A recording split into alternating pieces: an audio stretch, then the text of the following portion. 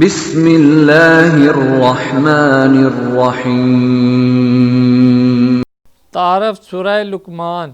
یہ صورت بھی مکہ مکرمہ میں نازل ہوئی جب حضرت صلی اللہ علیہ وآلہ وسلم اور قرآن کے بارے میں کفار مکہ کی مخالفت اپنے شباب پر تھی اور کافروں کے سردار ہیلو بہانوں اور پرتشدد کارروائیوں سے اسلام کی نشر و اشاعت کا راستہ روکنے کی کوششیں کر رہے تھے۔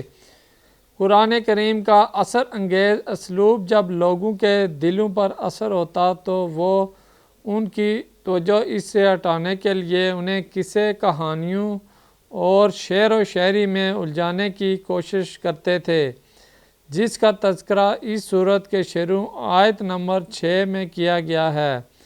حضرت لقمان اہل عرب کے ایک بہت بڑے عقل مند اور دانشور کی حیثیت سے مشہور تھے۔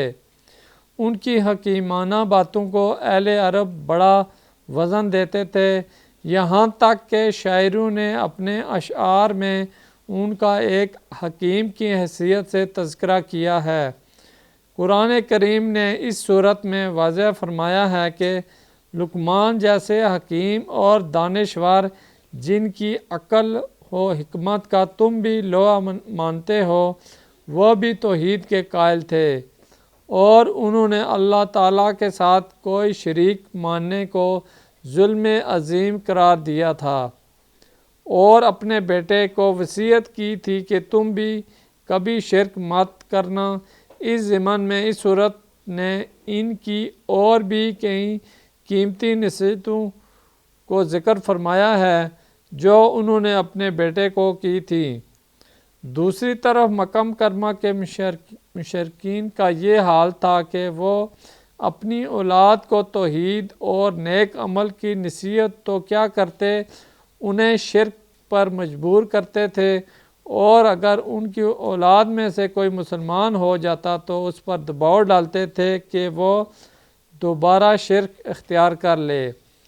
اس مناسبت سے حضرت لقمان کی نصیحتوں کے درمیان آیت نمبر 14-15 میں اللہ تعالیٰ نے ایک بار پھر وہ اصول بیان فرمایا ہے جو پچھلے سورۃ عنکبوت کی آیت 8 اور 29 میں بھی گزرا ہے کہ والدین کی عزت اور اطاعت اپنی جگہ، لیکن اگر وہ اپنی اولاد کو شرک کرنے کے لیے دباؤ ڈالیں تو ان کا کہنا ماننا جائز نہیں۔